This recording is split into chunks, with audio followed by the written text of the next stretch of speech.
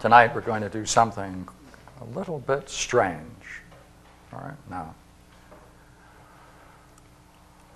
let me present what we're going to cover, and it's going to take us, I think, 2 talks to cover it. In the Platonic tradition, the highest notion is the good, or the one. Now,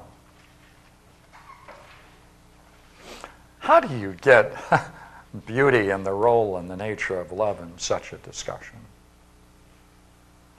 Well, Plotinus really has a great insight into this subject. And it's not often discussed, so naturally enough, that would be a great subject for us to explore. So let me just quickly tell you where we're going in general first. This idea of the good, or the one, is the ultimate expression, sometimes deified by the word God. Now, this idea of the good or the one is not sterile. It is an overflowing of limitless power. So, in this overflowing of this limitless power, and the return of that power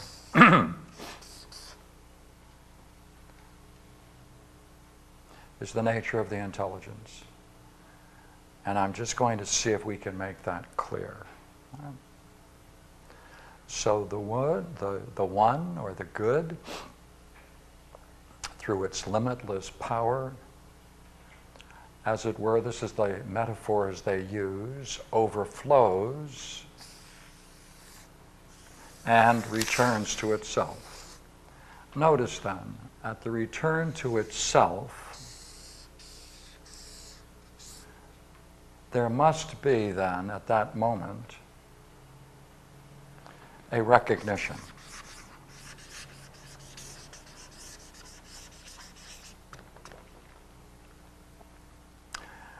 There must be a recognition of the return.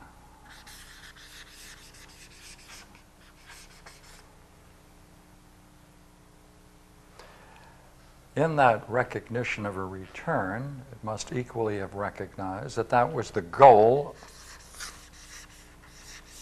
of the entire procession and return. So at that moment, you see, you can talk about 3 ideas. You can talk about recognition. You can talk about what it's like to recognize the goal or the source of one's nature. And therefore, if you have a recognition that's a goal that returns you to the source of your own nature, then in recognizing that, you recognize in that fine sense the justification of the whole transmission and return. Now, what does that mean? That means, therefore, in returning, in the recognition, one recognizes one has returned. That is the idea of being.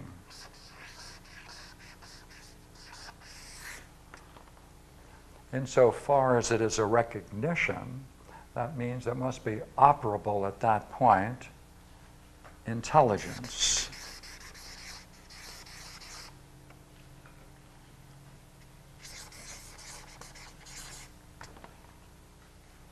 The fact that it's aware of this vast return,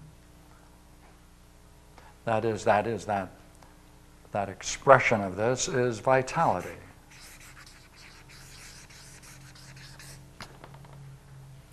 Now, what that means, therefore, that using this metaphor of overflowing, we have the idea of the one, or the good, same idea, overflowing, returning to its source, and therefore at that junction, that moment of recognition, they gave birth to being, intelligence,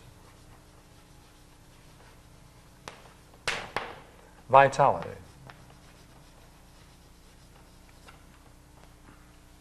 Now, in the very same way, intelligence being full, because by returning it completes itself, it too overflows and, as it were, returns. The same dynamic repeats itself. Well, then in this return, you see, we have then the same dynamic taking place on two levels.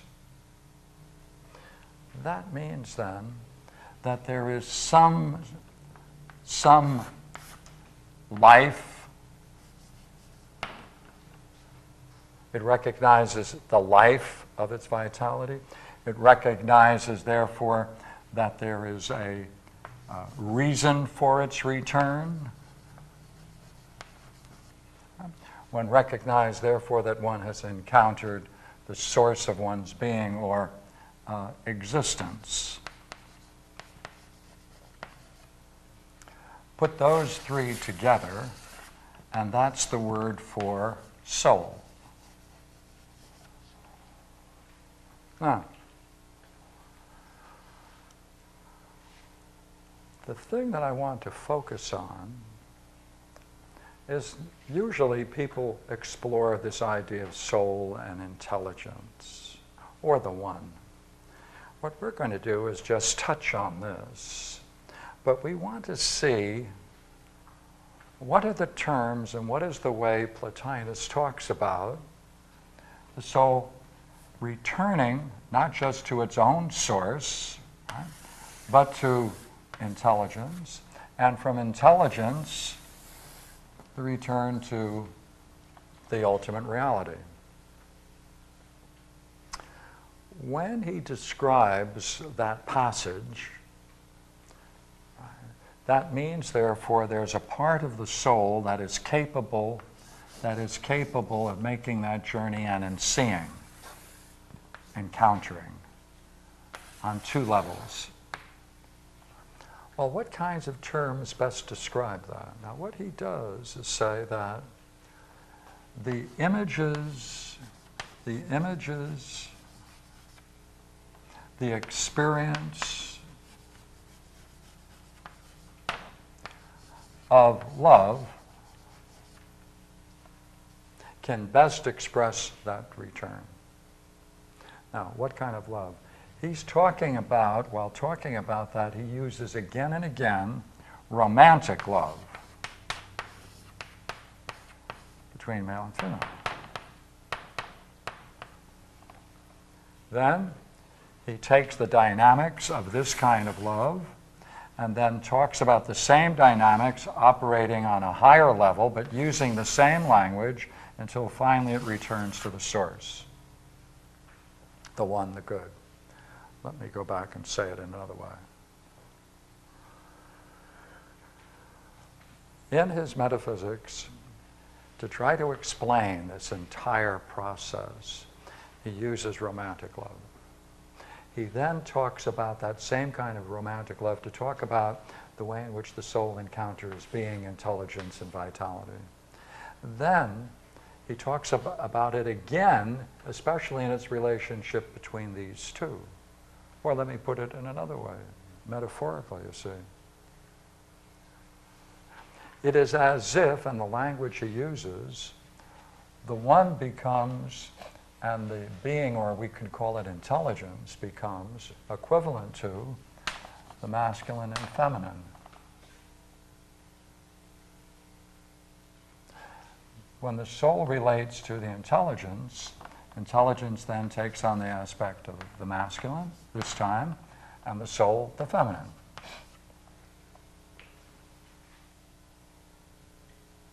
What's interesting about this is that by doing this, he describes the nature of love in actually its most pure terms. In its, I would argue, perhaps, in its purest terms. Therefore, what happens in this exploration is that you're brought to see this kind of love most purely, and therefore, through that very way of expressing it, you get a deep insight into the nature of love romantically, and you also see how it functions metaphysically and psychologically. And it begins to be, therefore, the language and the key terms for understanding this return of intelligence back to the one. That's where we're going. Now, to do that, it'll take a little while, of course. To do that, we have to talk about this and this as purely as we can, as well as the idea of soul. Now, I want to stay here for a moment. Say, being, intelligence, vitality, they're rather abstract terms. So I'd like to move it out of that realm and put another word on it.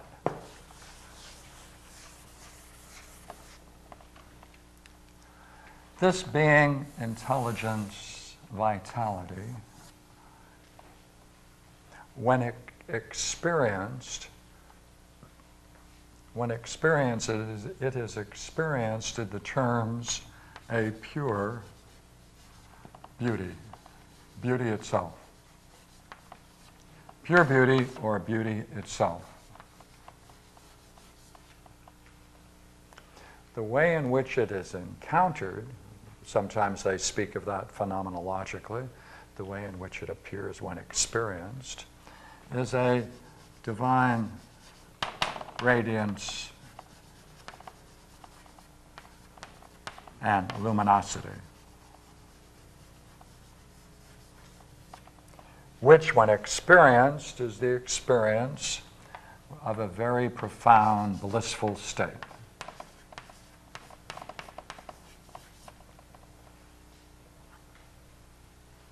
Now, what we have to see, therefore, is that when someone encounters this, we want to know two things. We want to know, why do these three terms fit that? And then we want to know something else. We want to know something about this curious thing called Plato's forms. Plato's forms. Now, there are three kinds of forms. The highest ones are called primary forms. And so we also want to get an idea of what this means. Now, let me give you an example of a form. This won't be the primary forms, but an idea form. Whenever you see something, and in seeing it you recognize that it belongs to a class of things just like that, you come to the conclusion there must be some cause for that similarity. That's a form. The example I would like to use is man.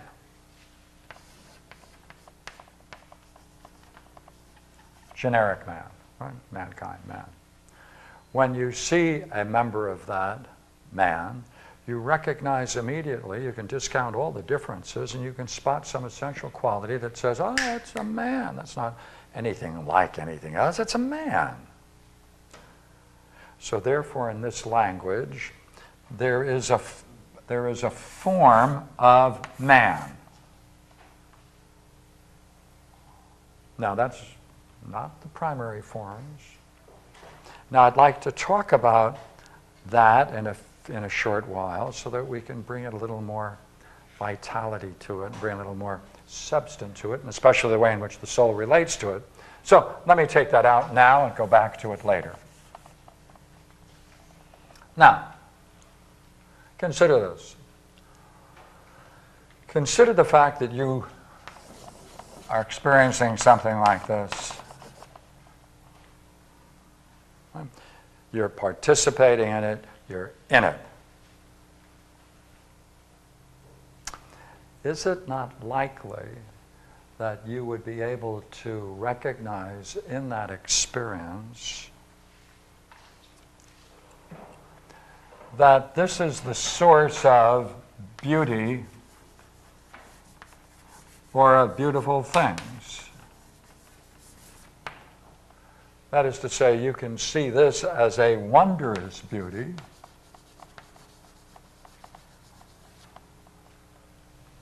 and in that experience of the wondrous nature of beauty itself, recognize that everything else falls far short of that experience, so much so that it opens you up into a blissful state.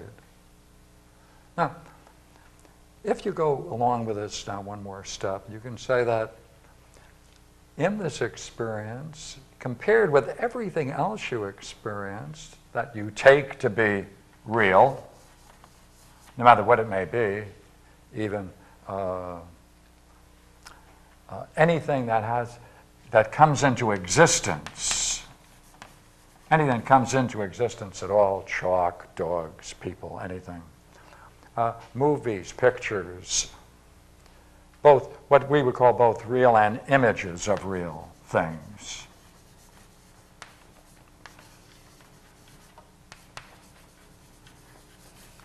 Is it not likely, therefore, if you experience this idea of beauty, that you're going to recognize that that in that experience, there is a heightened sense of reality to this, or it wouldn't have the effect it has, which is bliss. So that in that experience, what you really see and catch a glimpse of is the nature of reality. You say, oh, that's really what reality is. That's really what reality is. Because everything else is just a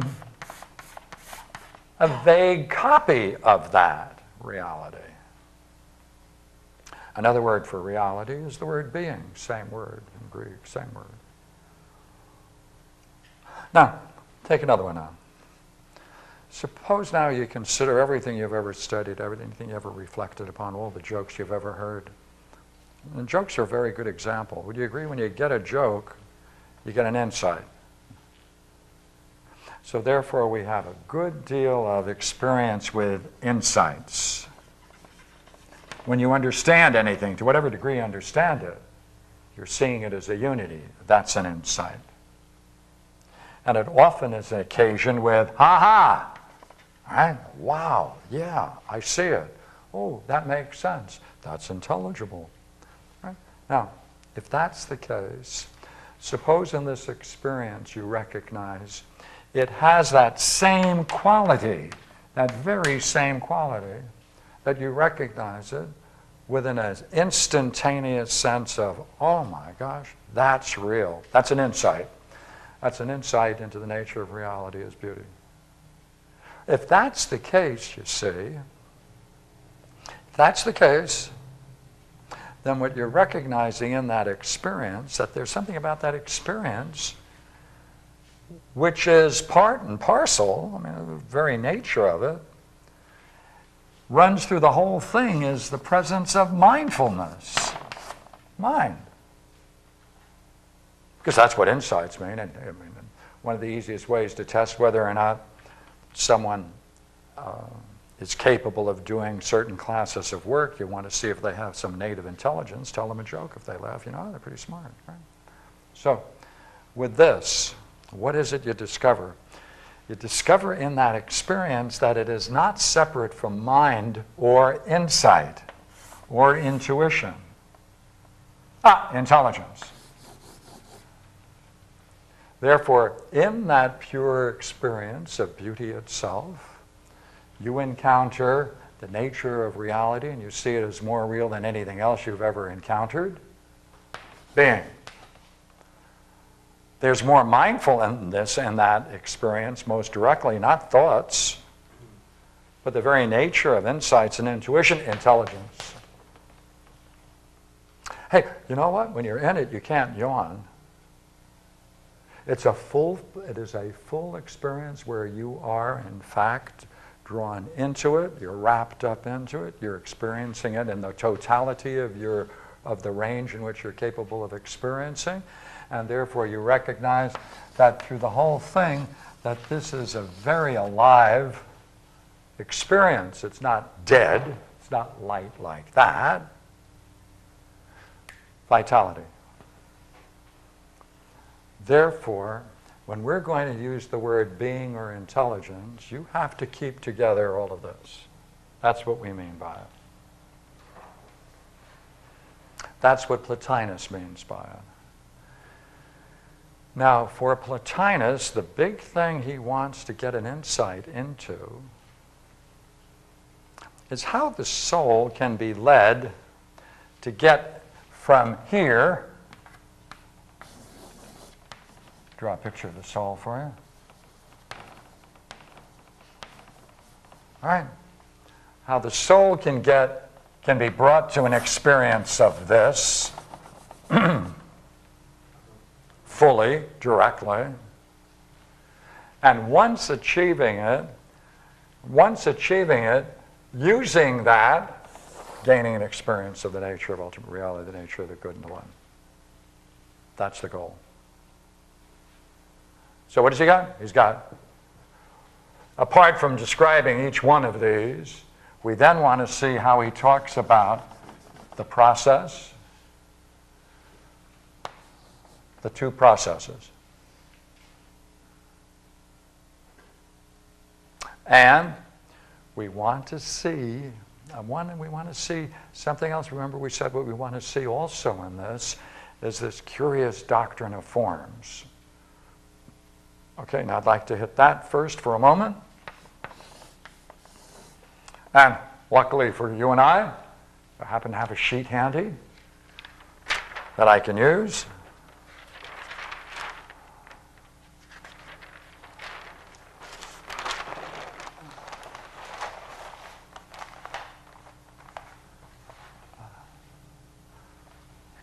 No? Ah! Put it on the wrong page.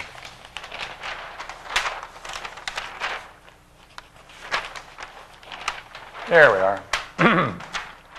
The primary forms. Now look here. You know what this means? Let's take a look at it. If it's possible to make the transition from recognizing the state of the soul to experience of bliss, if that's possible, then something that had a secondary existence is moved to a more primary existence.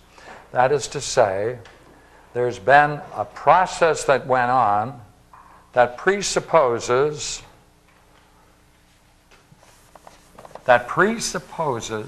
a certain condition, and that is that you can become like this, that you can become like it.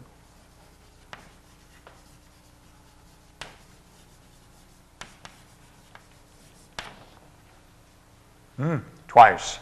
Not only that, but you can become like that. Therefore, the condition for this, the necessary condition for this, if it wasn't possible for you to become like that, then it could never at all be possible. Therefore, this idea actually then ties us together.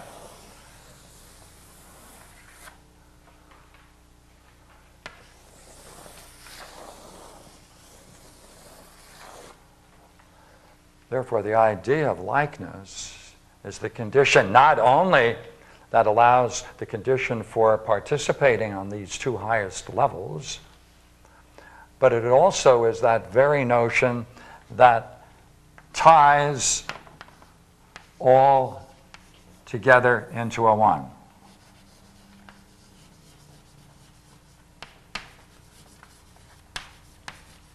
I should call it, to be more correct, a unity. Or oneness would be better. Now, those two ideas in Plotinus is the very definition for likeness.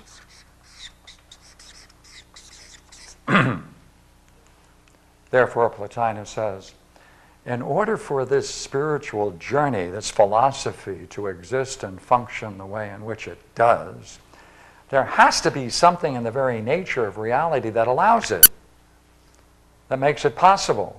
The condition for doing this must be that the idea of likeness must be built into the nature of reality, form. Because a form is the condition for things to being the way they are on the most fundamental level.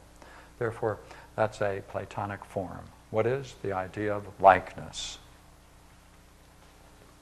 Now, when you made this trip from here to here, necessarily in that transition, you had to recognize that this was greater, or it wouldn't be worth the trip. You have to recognize that this transition from here to here gives you a preeminence, a sense of a greatness, experiencing a greatness. Now, this idea of a preeminence means, therefore, that when you achieve that, you know you have achieved a excellence. An excellence. And that through it, you had to strive to reach it. You had to strive to reach that and put all of your mind, energy, and force to achieve that divine vision. Oh, by the way, that which gives preeminence to the highest members in any class and the very cause of excellence and the striving to achieve excellence is the word greatness.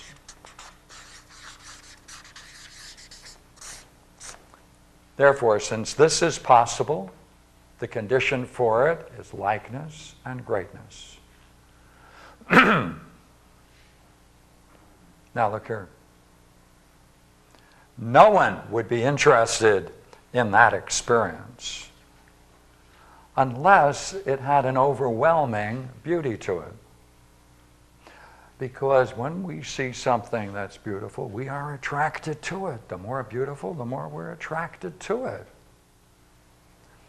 Therefore, this experience of beauty itself has a curious property. When you experience it, remember what we said, you recognize that that's the source of beauty and beautiful things, wherever it may appear. Therefore, it's said to be the source of symmetry, unity, the charm of perfection. It has a gleaming quality. It makes all things radiant. That's the word beauty. That's what beauty does. Therefore, the first three primary forms in Plato coming right out of this necessarily is likeness, greatness, and beauty. Now look here, we need one more thing. In order to do this, there had to be something that had to be in place. And that is, you had to have the ability, the natural ability, to reflect on yourself. Because this whole passageway is reflecting on yourself. Learning to reflect on pure beauty. And finally, knowing how to contemplate the one.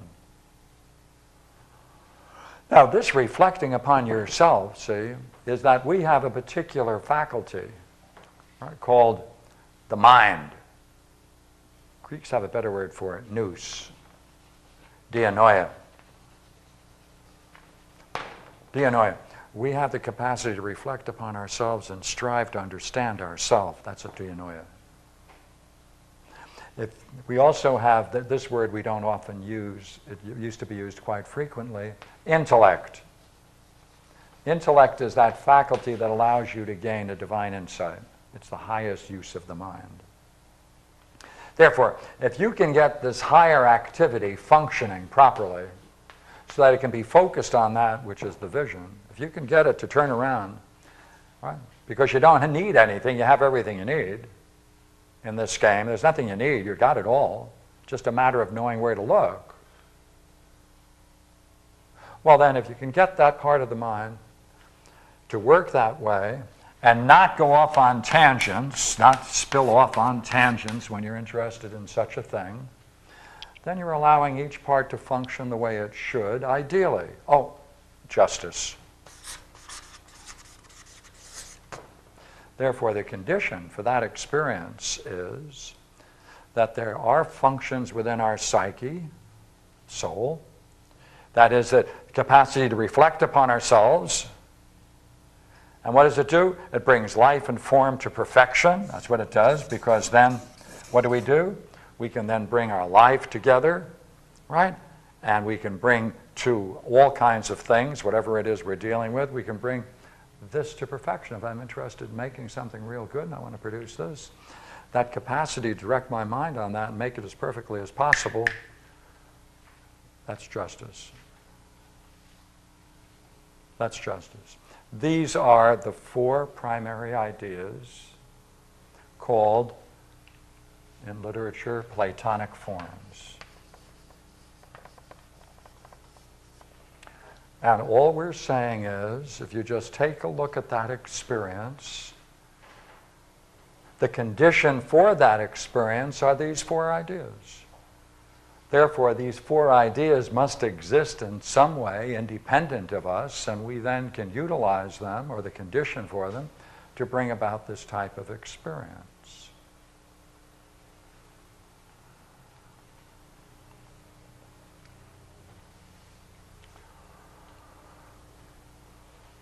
So these are the forms, the primary forms.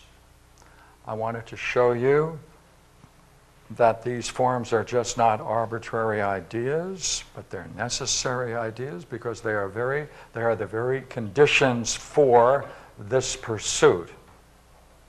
Now, if that's true, these four ideas are going to have to now be used in a certain way with a certain vocabulary to describe this process, 1 and 2, and therefore we're naturally going to be talking about the nature of love.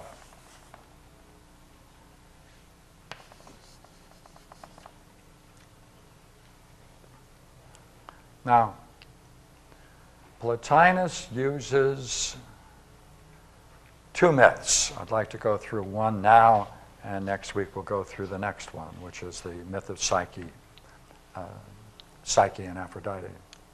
Okay, this myth comes from Plato's Symposium. Now, in Plato's Symposium, there is a speech by Diotima that Socrates recalls. Diotima was Socrates' teacher. She was a woman. He's the student. And much that we're going to talk about, and that Plotinus talks about, has its origin in what is really, if you use the Rouse translation of Plato's Symposium, the entire speech that Socrates recalls in the Symposium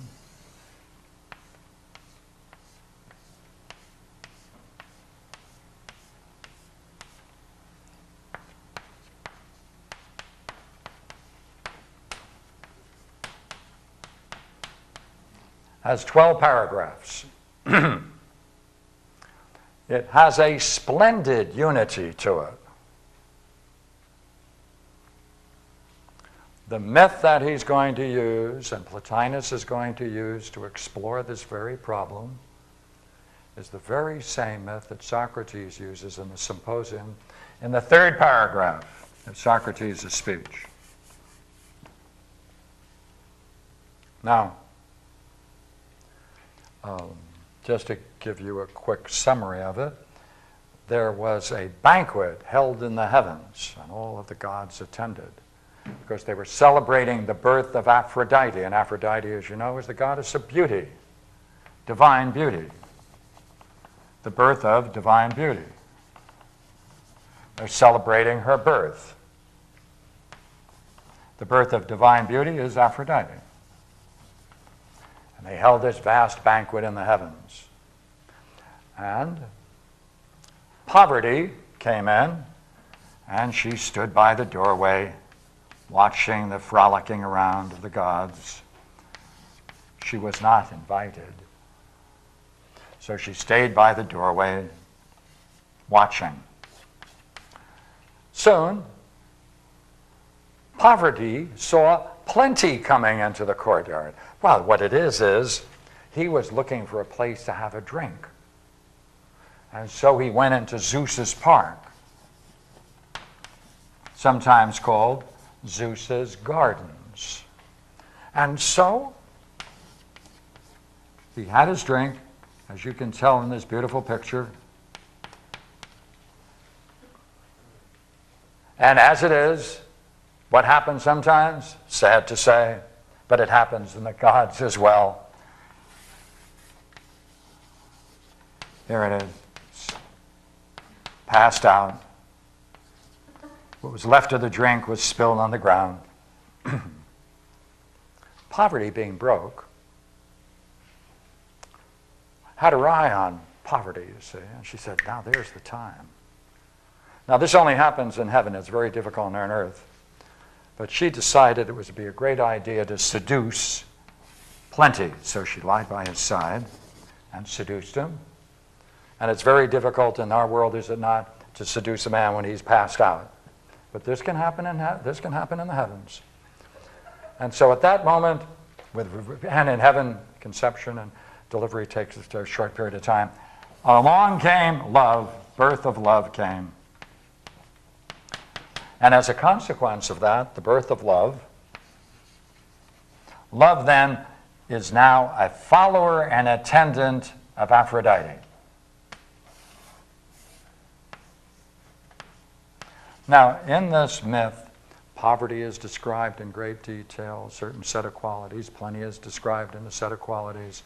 And therefore, as appropriate to the myth, we get descriptions of each of these. And that plays a major role in understanding Socrates' speech. But for our purposes, Plotinus says, he said, you have to realize the significance of this. He said, that drink, which is called nectar, deathless, nectar, death, deathless drink, he passes out on it. That's a state of bliss. That's a state of bliss, passed out. And so the sexual union takes place and love is born. But he's saying, look here, this defines the experience of this. Because one major reason is that Poverty saw Plenty and was strongly attracted to him, and as a result of that, she saw the need to join in union with him, and that kind of intimacy and breeding in what you find is beautiful is the very nature of this experience. Watch. To the degree that this is beautiful, to the degree that you encounter it, even a glimpse of it, would it not follow that you want to get into it as fully as you can? In is a sexual term, right? Intimacy, right? Therefore, in this experience, the person who has it wants to identify most fully with it, and if they depart from it for any reason, they want to get back to it as soon as they can, because they are overcome by the experience of that divine kind of beauty. Now, love, therefore, is born, and notice the gender changes. See, we would like to talk about the lover being the male. In this myth, the lover and the beloved, this is a female, this is a male. They're switched. And one of the problems in reading Plato is to discover why he wanted to do that. But love is a he. Now,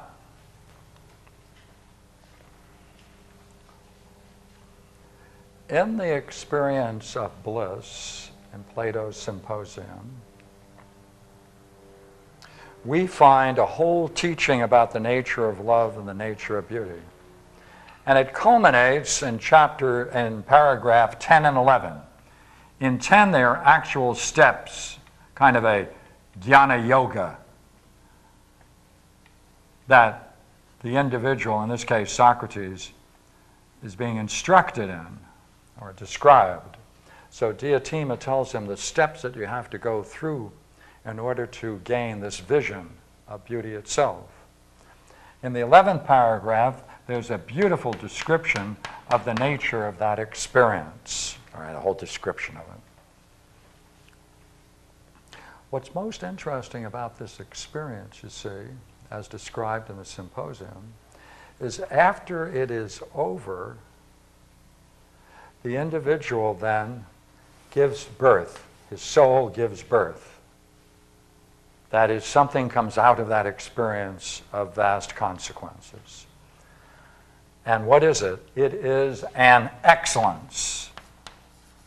And that excellence that is born out of this experience, same thing, this experience, the excellence that is born out of it has to be brought up and nurtured.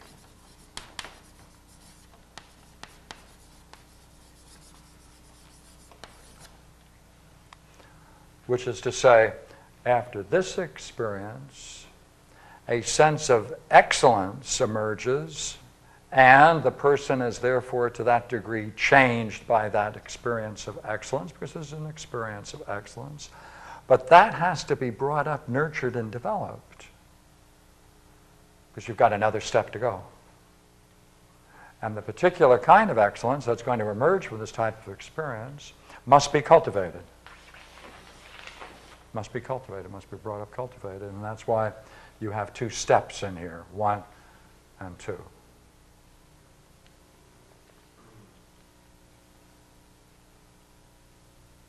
Now, Zeus, by the way, in Greek thought, Zeus is the creator god. He's the one who, in Plato's Timaeus, that creates the universe.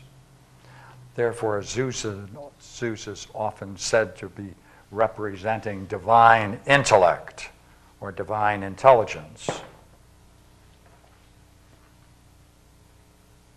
Therefore, since this event took place in Zeus's park or garden, it's the full development and growth and nurturing of the intellect, because that's Zeus's gardens, right? Zeus is the intellect. The full development and growth of the intellect takes place when, in that situation where plenty passes out on nectar, is seduced, she becomes pregnant, gives birth to love. This is a divine encounter. Therefore, love becomes a son of a god, since plenty is a god. Now, what we have, therefore, in this model is an image of love, but it's not a romantic love. It's not a romantic love, because she's unknown, he doesn't know her, there's no intimacy shared other than physical, there's no relationship maintained. Therefore, while this takes place as an example of love, Plotinus is going to take that image and raise it all the way up, most profoundly. That's what we have to see, and that's where we're going. All right? Okay. Now, I brought together a bunch of things that will help us understand these ideas so that we can then deal with this problem of the nature of love and beauty as a vehicle for reaching both the first and the second and the highest stage. So, what is this one? What does it do? Well, what are we talking about? After all, this is a Greek notion. We're not too familiar with it. It's not part of our culture, so we have to read about it. Even though it's part of a so-called Greek world, it doesn't play a role in our education. Might be an interesting education if it did, but it doesn't.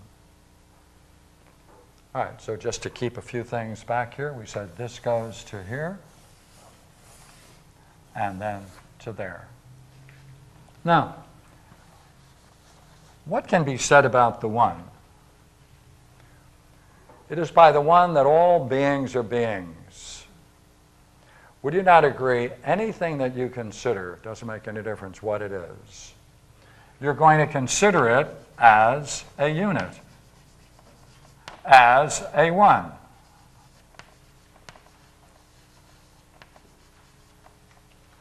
If you conceive of it, the chalk. A piece of chalk. One chalk. What do you know? Well then, this one has parts, but I conceive of it, and the way it is a one for as long as the parts remain together. To that degree, it remains a one. Once its parts disperse, it no longer has that unity, and it falls apart and is wasted. Therefore, whether you're talking about a symphony, take a symphony, all right, a symphonic orchestra. The symphonic orchestra is a one, special kind of one, because all of the parts of a symphonic orchestra have a high degree of talent and training and education and nurturing. And then if we can match their skill with a great work, right, which I'd go for Beethoven's piano concerto right now, right, then you're bringing a oneness of a group of people brought together for a certain purpose. With all of their skills are brought together and excellence develops. They focus that excellence on a piece of intellectual work and produce a great orchestration for our satisfaction and for our enjoyment, and perhaps to bring us to a state of beauty. So, what about the soul? That's this curious. Now, the soul is a one. It's a one. But it's said to have three parts, not physical parts, but distinctions. A reason, a spirited part, and an appetitive part, or a desire. Call it desire, it's simpler. Now, so long as those three stay together, then the soul functions.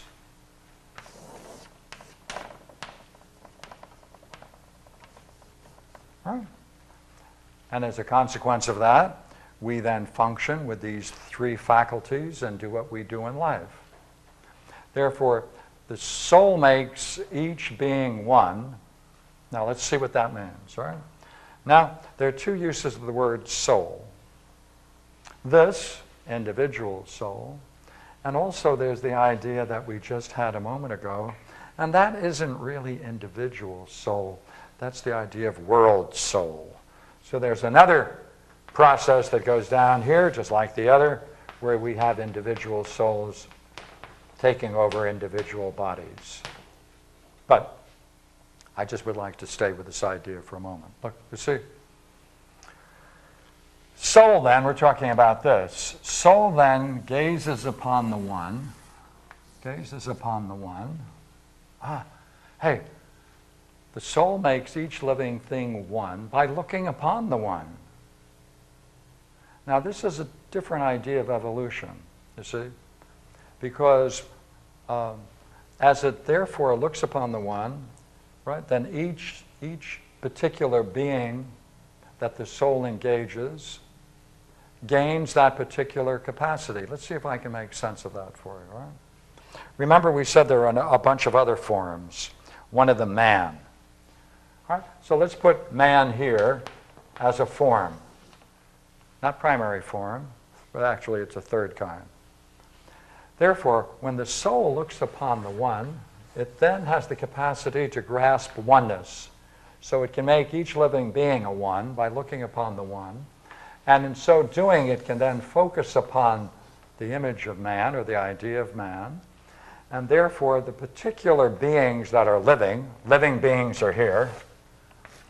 When these living beings have reached the stage of maturity, then the soul, by looking at the one and grasping the form, can then make that form come into existence as man rather than an ape. So therefore, by contemplating man, man comes into existence. If there are any higher forms that must emerge, living forms to emerge, those living forms must be, in principle, resident in this realm. And when man or whatever species is ready for the next stage of evolution, then by the same process, it will then move to the next species and will be either superseded or we will improve to such a degree that they won't need a new species. That's the idea of the soul operating within the range of ideas. So then, therefore, each being, any living being has a unity of its parts proportionate to its nature. The more profound its nature, the more organized and the greater the unity that each particular thing has. Therefore, the unity is proportionate to the nature of each thing. Now, it can bestow unity upon that particular thing called the man, because one of the things the soul has is unity. This has unity, therefore it can bestow unity, and to the degree that those parts stay together, the particular thing is alive and continues to exist. To the degree that that unity disassembles, sickness and death take place. I want to move to the idea of being and intelligence and unity. Being possesses life and intelligence. We talked about that a moment ago, right? That highest experience reveals the nature of reality, and therefore what goes along with it is this other thing. It possesses life, vitality, and intelligence. Intelligence goes in three ways. As we said a moment ago, it itself seeks to return to its source,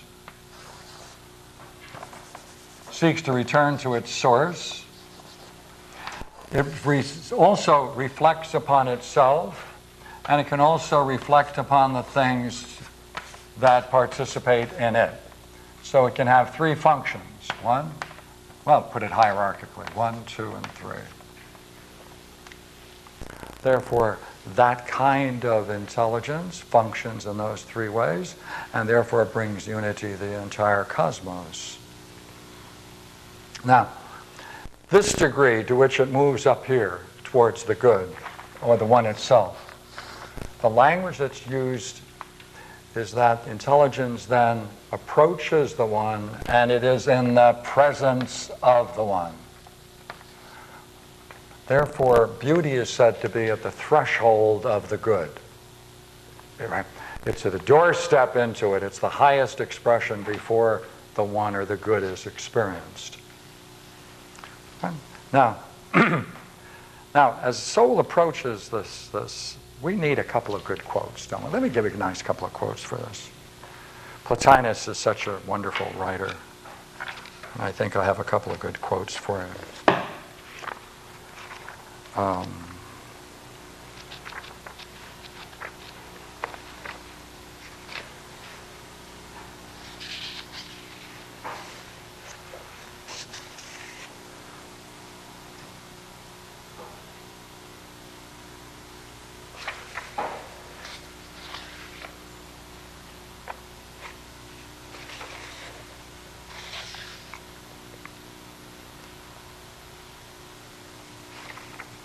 Okay.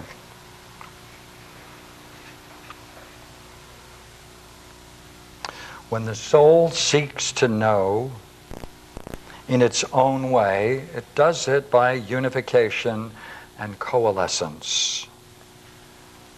It is prevented by that very unification from recognizing it has found the one. For it's unable to distinguish the knower and the known. Nevertheless, a philosophical study of the one must follow this course. Because what the soul seeks is the one, and it would look upon the source of all reality, namely the good and the one, it must not withdraw from the primal realm and sink down to the lowest. Rather, one, it must withdraw from sense objects, turn to those of the highest. It must free itself from all evil, since it aspires to rise to the good. It must rise to the principle possessed within itself. From the multiplicity that was what it was once, it now returns to the one. Only thus can it contemplate the supreme principle, the one. Having become intelligence now, having entrusted itself to it, committed itself to it, having confined and established itself in it, so that by alert concentration the soul may grasp all the intelligence sees. It will, by the intelligence, contemplate the one without employing the senses, without mingling perception with the activity of the intelligence. It must contemplate this purest of objects through the purest of the intelligence, through that which is supreme in the intelligence.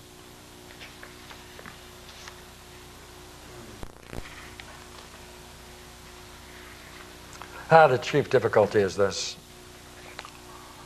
Awareness of the one comes to us neither by knowing nor by pure thought. It comes by a presence transcending knowledge. When the soul knows something, it loses its unity. It cannot remain simply one because knowledge implies discursive reason, and discursive reasoning implies multiplicity.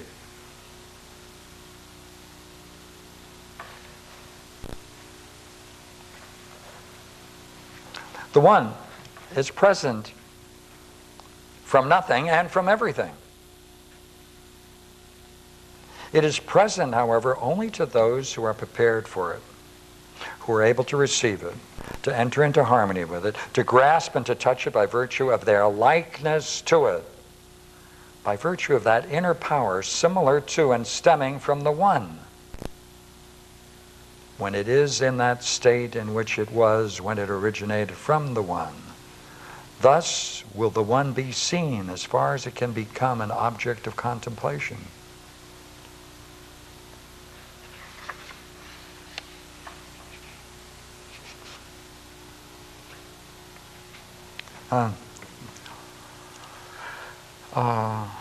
She's got an interesting, I'll skip it, I'll go back to it later.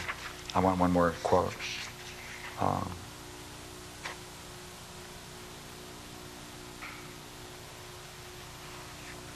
If the mind reels at this, the one being none of the things we mentioned, a start yet can be made from them to contemplate it. For do not let yourself be distracted by anything exterior. For the one is not in some place, depriving all the rest of its presence. It is present to all those who can touch it, and absent only to those who cannot. Now, no man can concentrate on one thing by thinking of some other thing, so he should not connect something else with the subject he is thinking of if he wishes to grasp it. Similarly, it is impossible for a soul impressed with something else to conceive of the one as long as it has such an impression and it occupies its attention. Just as it's impossible that a soul at the moment when it is attentive to other things should receive the form of what is their contrary, so must the soul, for a stronger reason, be stripped of all forms if it would be filled and fired by that supreme, without any hindrance from within itself, too. Having thus freed itself of all externals, the soul must turn inward, not allowing itself to be wrest back towards the outer. It must forget everything, the subjective first and finally the objective. It must not even know that it is itself, that it is applying itself to the contemplation of the one.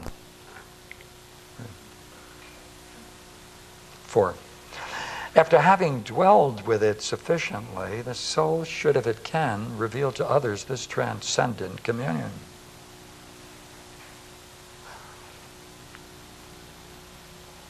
This divinity, is said, is not outside any being, but on the contrary, it's present to all beings, though they may not know it. They are fugitives from the divine, or rather from themselves. What they turn from, they cannot reach. Themselves lost, they can find no other. By the way, the man who has learned to know himself will at the same time discover whence he comes. This is the example he gives.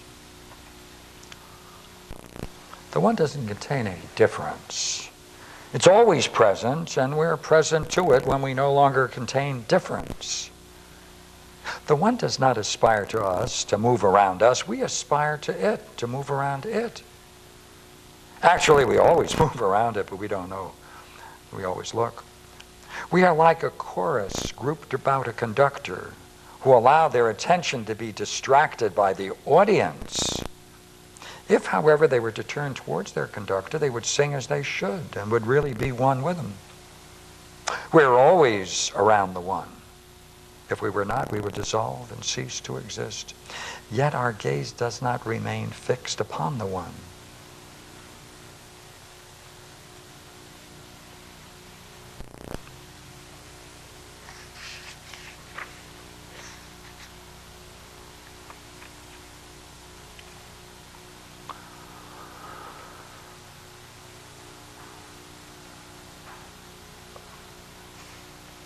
I shouldn't start reading. But I wanted to show you how he describes the process and how he uses this language. Now, one other bunch of terms, just to give you a background for it. A good part from what we just read, but just to make sure we're together with it. The awareness of the one comes by a presence, transcending knowledge. Why? Out of try. I don't know. See, it must transcend knowledge because knowledge involves always three things: a knower, a process of knowing, and the object known.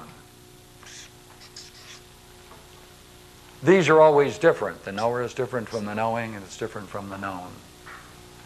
Therefore, if there were such a thing as knowledge of the one, it would be tripart. But if there is no difference in the one, then you can't have a knowledge of it, because the knowledge of it presupposes a tripart division. Therefore, awareness of the one has to come by a presence transcending knowledge. Now, we can point out the way. Now, the example he uses is, well, I'll do that in a minute. But light is not enough. The luminosity is not enough. We have to transcend. We have to go beyond it. We have to go beyond it. Therefore, you have to prepare for it. You have to be able to be willing to receive it. You have to enter into it. You have to grasp it. You have to touch it by likeness. It has to become your object of contemplation. See, what is contemplation? The reason why love is so important in this game is because those who know what this is know that that's the easiest way to contemplate. Right? If someone's in love, you don't have to say what's on your mind. It's a natural yoga. Therefore, the more this is perceived as beauty on the highest level, hey, you don't have to tell anybody to contemplate it. You have to tell them to stop. All right, now, this awareness of the one, then, has to become an object of contemplation because it's a natural object of contemplation. Once you see that it goes to beauty and beyond it. Therefore, Plotinus says, this one is a limitless power. Limitless power. Full, limitless power. He calls it, it's like the activity of thinking. Same three-part now, right?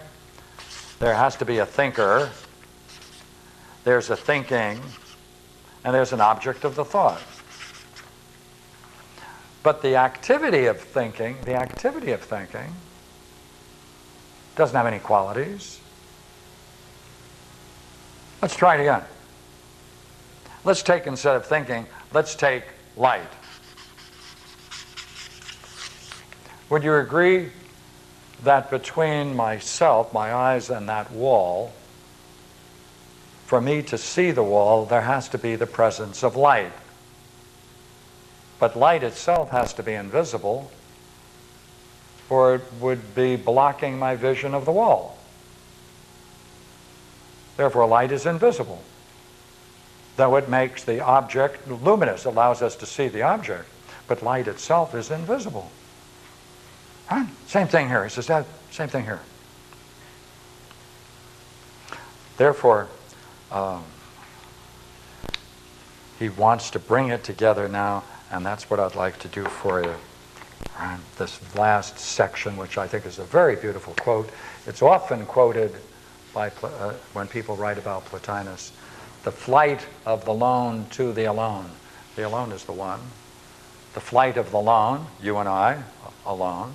The flight of the alone, right? The flight of the lone to the alone is the very process of philosophy. So let me give you a couple of quotes from it so we can play.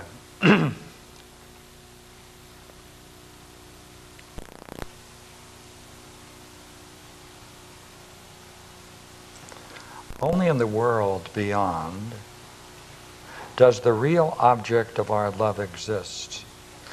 The only one with which we can unite ourselves, of which we can have a part, and of which we can intimately possess without being separated by the barrier of flesh. Now, anyone who has had this experience will know what I'm talking about. He will know that the soul lives another life as it advances towards the one, reaches it, and shares in it. Thus restored, the soul recognizes the presence of the dispenser of the true life. It needs nothing more. On the contrary, it renounces everything else and rests in it alone, becomes it alone. All earthliness then is gone. Eager to be free, impatient with every fetter that binds itself below, in order so to embrace the real object of its love with its entire being, that no part of it does not touch the one. Then, of it and of itself, the soul has all the vision that may be. Of itself, luminous now, filled with intellectual life, become pure, light, subtle, weightless. It's become divine. It's part of the eternal that is beyond becoming. It's like a flame. If later it's weighted down again by the realm of sense, it's like a flame that's been extinguished.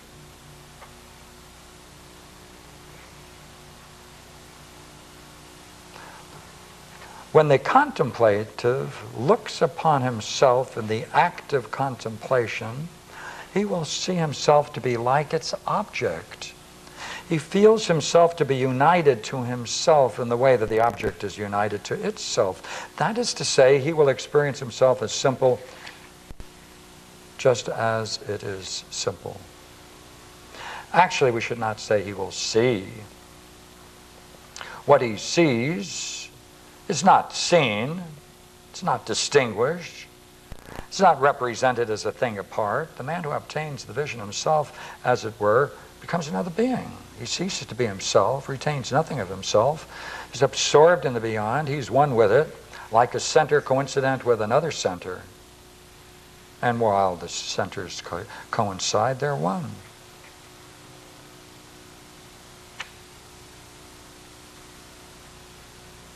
The man who saw this is identical with what he saw. Hence, he did not see it, but was rather one with it. If only he could preserve the memory of what he was while thus absorbed into the one, it possessed within himself an image of what it was.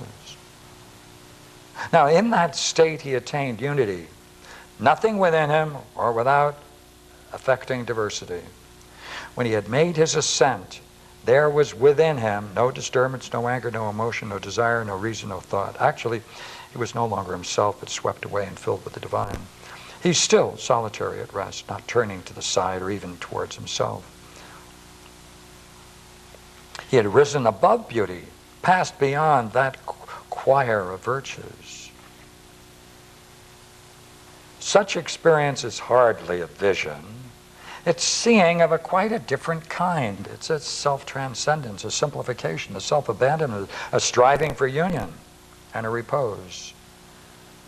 It's an intentness upon confirmation. So we as well transcend being by virtue of the soul with which we are united. Now, if you look upon yourself in this state, you'll find yourself an image of the one. If you rise beyond yourself and an image rising to its model, then you've reached the goal of your journey. When you fall from this vision, you will, by arousing the virtue that is within you and by remembering the perfection that you possess, regain your likeness, and through virtue rise to the intelligence, and through wisdom back to the One. Such is the life of divinity and of the divine. Blessed men, right? Detachment from all things. It's the flight of the alone to the alone. That's how he ends it. So I wanted to introduce you to this, so next time we can then take that issue of love and talk about how he uses the idea of romantic love and love to talk about the relationship between these two and how it best expresses how this is possible to move from one to the other, as well as the soul to intelligence. That's where we're going next time. Thank you.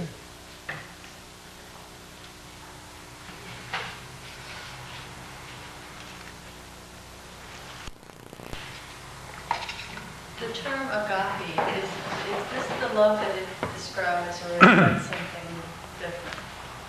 Well, agape or agape and eros.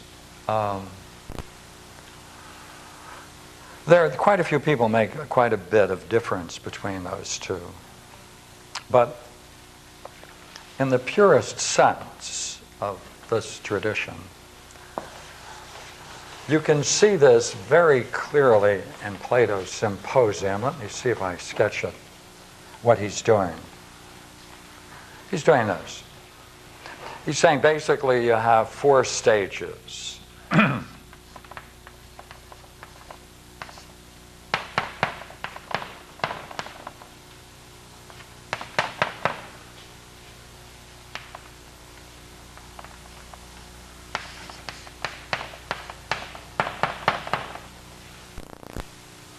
Sees the beauty, is in pursuit.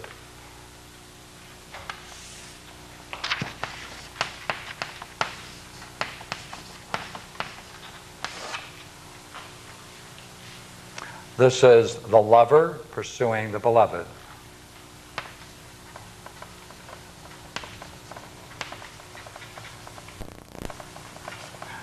This is loving. Sexual intercourse. Right? As a consequence, it goes through the next stage, and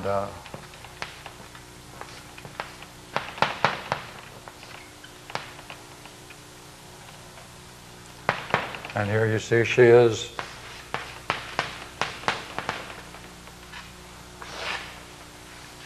pregnant, and here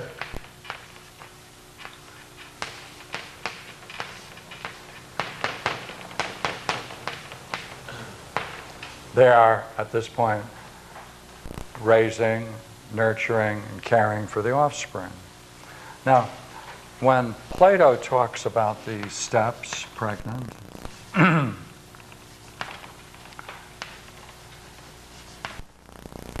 giving birth, nurturing, he uses exactly the same language to describe, here you can see the soul. It sees beauty itself, as it were, and wants to get in it.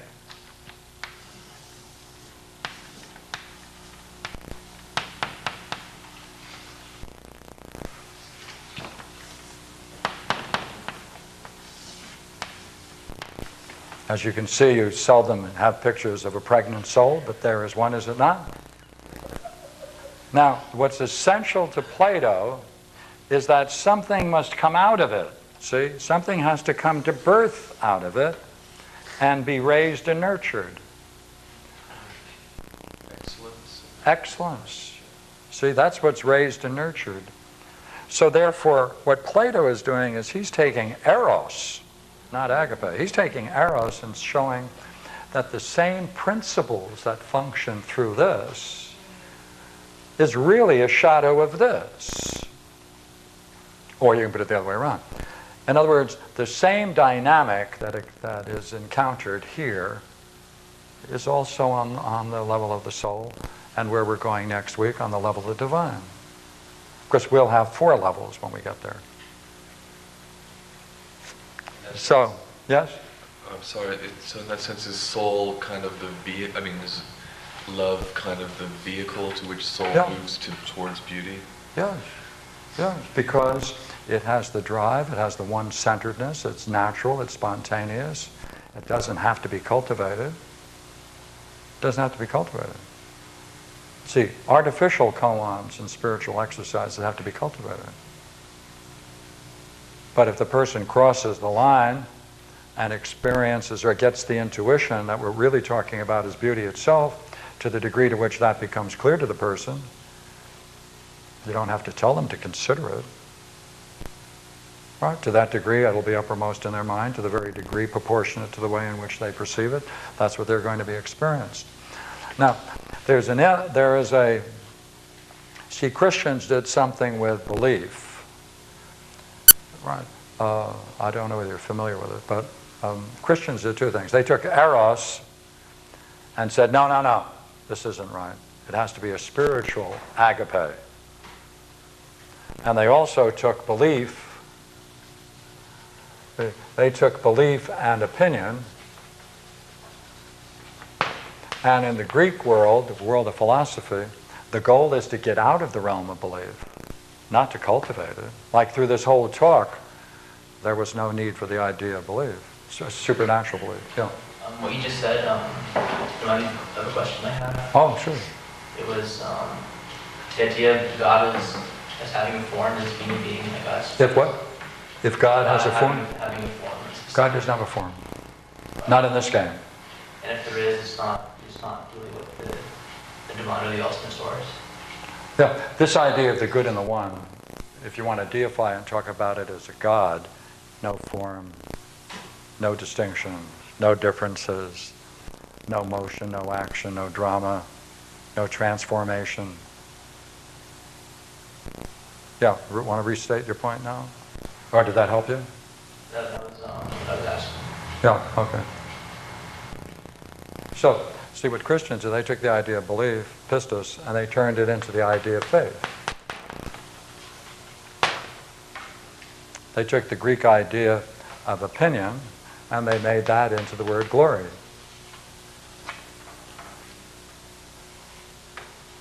All right, that's a transformation of basic terms. So what the Greeks threw out, or tried to get rid of, or tried to find some way to understand and go beyond, they accepted as the condition for their new religion. In the Greek system, you're saying they try to remove the concept of belief? Yeah. Because they're saying you can know, or ultimately encounter the presence of Sure. Why? the one, the good. Yeah, why have belief if you can know? Okay. It's a fundamental paradox, and There's so much good, rich suffering behind the other. yeah, that's right. You have suffering over here, and you have a lot of things which don't have any role here. That's why St. Paul said to me in a very fine statement, he said, what does Jerusalem have to do with Athens? Nothing. He saw it. Right? He saw it.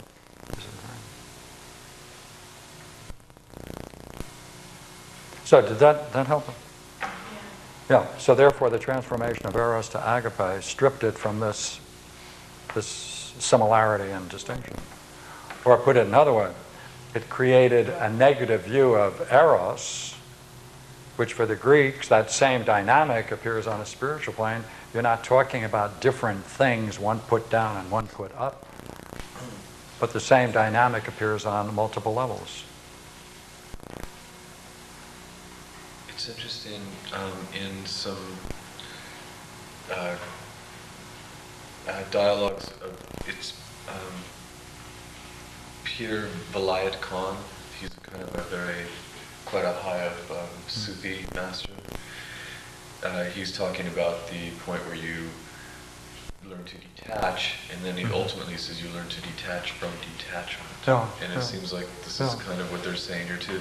There was a point where you said, where Plotinus is actually saying you even let go of the chasing of that ideal, in a sense, to... You've got to go beyond knowing that you're contemplating. Right. Oh, you realize you're still contemplating? Well, you got to work harder. So there's really this concept of detachment going on here too. Yeah, oh yeah, very strongly. You see, on the highest level, there is a love that is detachment. With what, under what conditions, becomes the object of our search. Assuming you're still in love with forms, assuming you're still caught up in the world and Which forms? You mean Platonic forms or the physical forms? still haven't experienced the second, or the in-between stage, that you're still subject to your environment, whatever. Assuming you're still in that state, is there anything that can keep holding you back from enlightenment inside yourself, if you are in the state that you're subject to your environment? Let me take your question and put it another way. See if I do justice to it. You see, what's interesting about spiritual path of the Greeks is that their central figure is Socrates. He's the personification and symbol of philosophy. And according to the way in which you read Plato, he certainly sketched out all of these dynamics for the spiritual ascent to intelligence and being, to the good or the one itself, which is in the Republic and the Phaedrus. But Socrates, on his last day of his life, in the jail when they fed him the poison, he asked the attendants to remove his wife and his child. She had a child from him. So he was 70 at the time. So he was doing something that wasn't removed from this. And yet, see, we're dealing with a kind of mysticism that doesn't deny either one of these levels, but can coexist. The difference is, when you are devoting all of your energies to a spiritual ascent with an intense desire to achieve something, that's different than saying that has to be your whole life from beginning to end. And also, Socrates had a great reputation for being the man who could drink everyone else under the table. See, he is so singularly human and remained human from the beginning and the end that the ascetic ideal and the struggle against the passions and everything else must take on a completely different complexion when we talk about Plato and the Platonic tradition.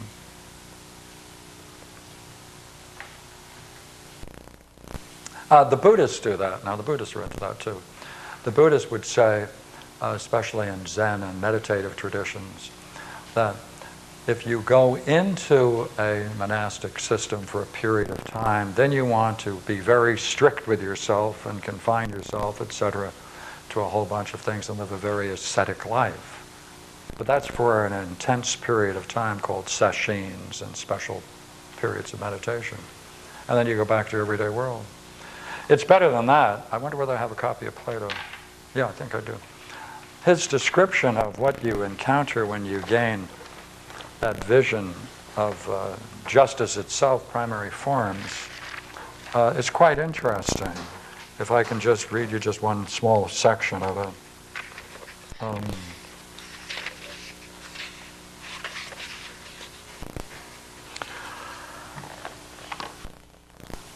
Justice is the practice inwardly. You must put all three parts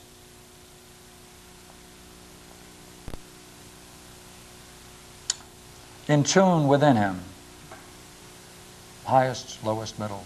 Exactly like the three chief notes of a scale and any other intervals between them. He must bound all these together and make himself completely one out of many. See, that's the trip to the one. Now notice what he says as a consequence.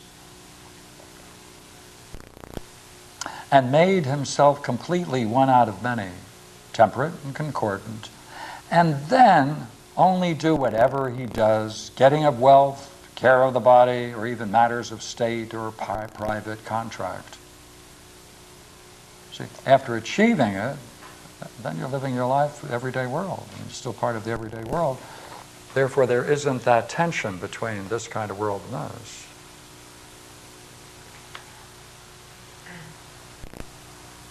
In all these, he must believe and name as just and beautiful dealing whatever practice preserves this condition and works along with it. And as wisdom, he must name the knowledge which presides over this practice. Right, and then he goes on to talk about it. Does that help? I put it a little bit. I guess what I'm not quite put it on is, if you haven't yet experienced the higher state, or the in-between state on the way to divine, if your manifestation has no impression of that, do you still choose everything that comes into your life, or once you're caught up in this subjective, is it possible to be distorted, or do you always have it? You never don't have it in you to come back. You see, the curious problem of the spiritual life is between Greek and all of the traditions. Because they didn't go into monasteries. They didn't develop a private practice of spiritual disciplines that separated you off. They built up a set of practices while living in the everyday world. He was the figure in the agora, in the marketplace. The other tradition, strict asceticism, is to separate yourself and sit on some quiet, desolate area and develop all kinds of psychic abilities and things of that nature. They're after different goals. They have different. Ultimately, they may reach the same goal, but they have different states of mind they're trying to reach. So to answer, I think the question behind you is, in this game, understanding plays an absolute central role. Now, why? If you can take Plotinus, what we read tonight, or any other work like Plotinus, Proclus, Plotinus, Porphyry, Plato, they want to work on one thing under one idea, and that is the preparation. The proper preparation for vision is understanding. Now, what do you do to get understanding? That you have to, got to talk, have to relate, have to compare, have to look for people who know a little bit more than you do, if possible. Right? You have to have an interaction, interrelation with people, intercourse with people. That's the role of understanding. You're into the world of the mind, you're into the world of words, you're into the world of people. That's the Greek world. Coffee shops. That's this game. People. And but yet, in the middle of but very clearly, during periods of concentrated effort, undoubtedly, they did suspend all kinds of activities for short periods of time. I'm pretty sure of that. But it wasn't a withdrawal to some monastic system. That's agape and trying to get over human suffering and all of those spiritual or religious efforts. See, this is a spiritual system, not a religious system, if you want to make the difference. Religious systems has to have a dogma and has to have a very strict way of being because you're in a community. A spiritual system is trying to develop states of mind. However and wherever you develop states of mind, in the Greek world is a function of your understanding. It's cultivating understanding in words and communicating and sharing. So it's a different ballgame.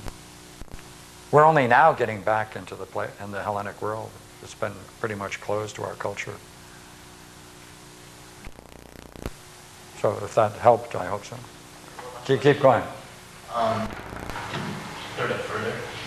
Is love as the vehicle to get back to the source? Or you said that love is what triggers the driving force to propel to it. Does every sentient being automatically have that within them to go back to where they came from? Or if even if they're not looking towards it, is it somewhere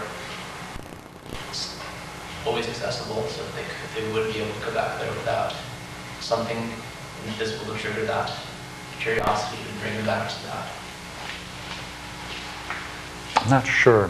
Could you say it in another way so I make sure I get your point before I open my mouth? Just say it again in another way. Same point. Are you created already having that love or already that drive to get back there? No, you see, I'm glad you said that. See, it's not something you have to create. See, that would mean there's something you have to cultivate that isn't readily available to you. No. It's becoming sensitive to beauty. That's all, becoming sensitive to beauty. And then being drawn to the possibility that there can be something called beauty itself. Now, if you want to try it, read Socrates' speech in the Symposium, right? 20, 100 times. And I'm not joking. You see, because understanding takes practice. See, it's a kind of meditation. And by going over it and over it and over it and making connections between what he's doing, right, then you'll see it as a unity. When you see it as a unity, you'll be drawn into the beauty of it. When you're drawn into the beauty of it, then you can see that the role that beauty is playing in the pursuit of understanding. And then since the thing he's talking about is beauty itself, you're being drawn in to see the beauty and the nature of beauty through understanding by a consummate artist who put it together called Plato. So I would say enjoy, you're going to have a great life. Find beauty wherever you can, see whether you can get into it, enjoy it as much as you can, develop it, appreciate it, cultivate it. That's understanding. Then try to figure out, hey, if there's beauty all around here, if I have to become... See, that's these words. See? Prepare for it, prepare to receive it, enter into it, grasp it, right? Touch it by a likeness to it, let it become an object of contemplation. This is all through understanding. See, this is through all understanding. Now, within the system, do they deal with things like a shadow, the shadow concepts, or like the Jungian concept of shadow? It's kind of Jungian in a sense, yeah, archetypically. I mean, do they go into the area that there is, I mean, it's not just all, let's have fun, let's just go searching for beauty, everything is light and wonderful. Does the system deal with shadow concepts? See, the shadow concept is a shadow of... I just hooked on thinking that we have to or something, I don't know. Yeah, okay. But the shadow concept is the shadow of the devil. That's Carl Jung's Christianity coming through. See, and the word kako in Greek is a very interesting word. It's often translated, simply it's bad. When people get into Plato and you get a Christian translator, he'll translate that into evil. The idea of evil means that there is some demonic force in the very heart and nature of reality which is in conflict with the good, and that cosmic battle that is going on in the heavens and the nature of reality is also going on within us, within ourselves, and therefore we're torn between good and evil within ourselves. That's... This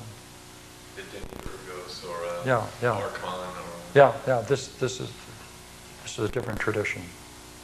They don't have that notion in the Platonic world. Evil doesn't exist. Therefore, all of the associations with it have no place. Evil doesn't exist? In the Greek world. Bad does, good and bad, but not evil. If you mean by evil, if you represent the idea of evil as in religious systems as a demonic force, which is part of the nature of reality, an eternal struggle, which will be settled at some point in the future between good and evil and a final conflagration of the world, etc., etc. You know the rest of the story. That's evil. That's not bad. See, therefore, in Christianity you have the problem of sin.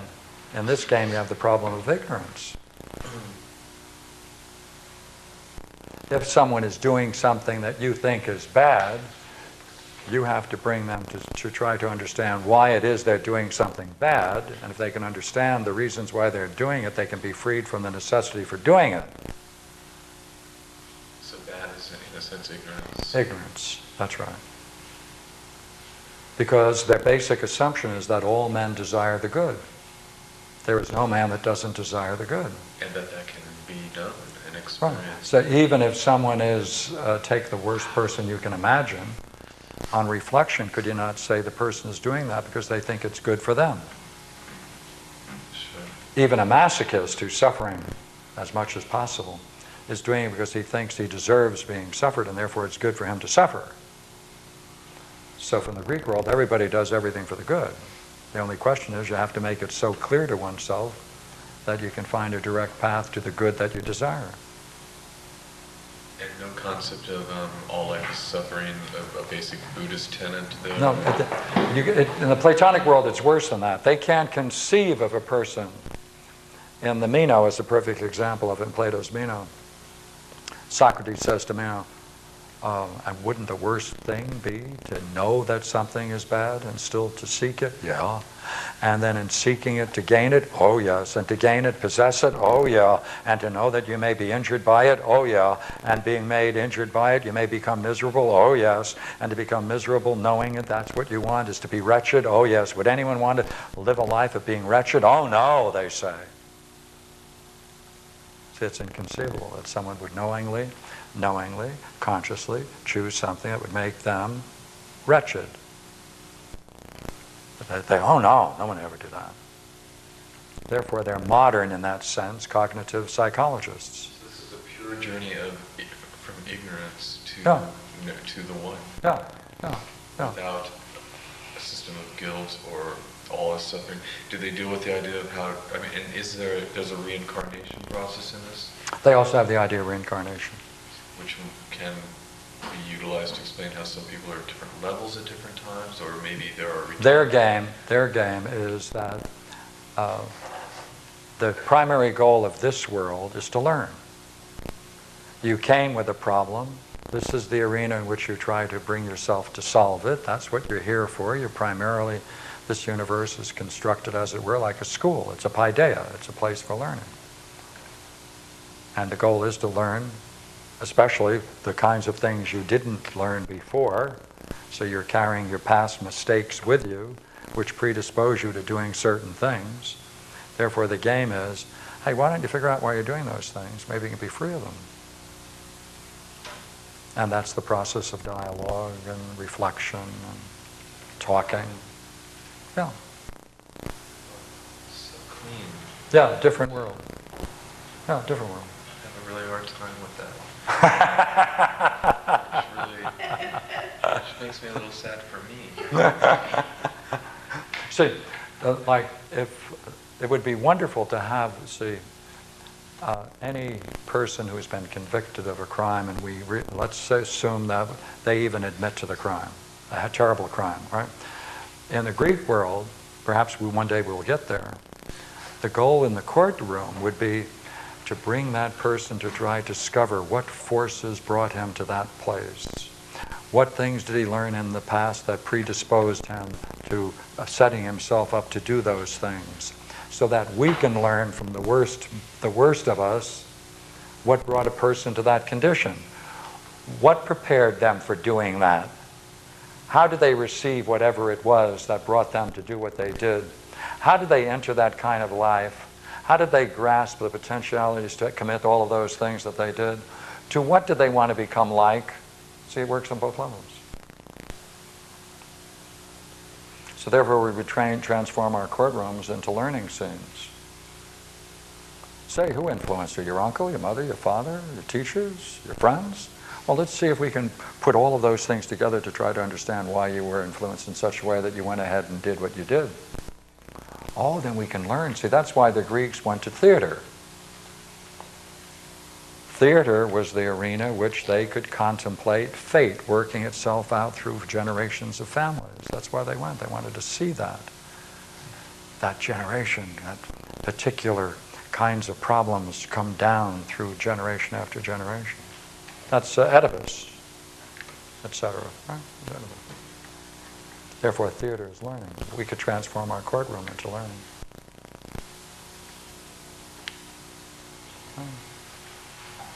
And justice seems different than righteousness. The word justice in Greek is righteousness, by the way.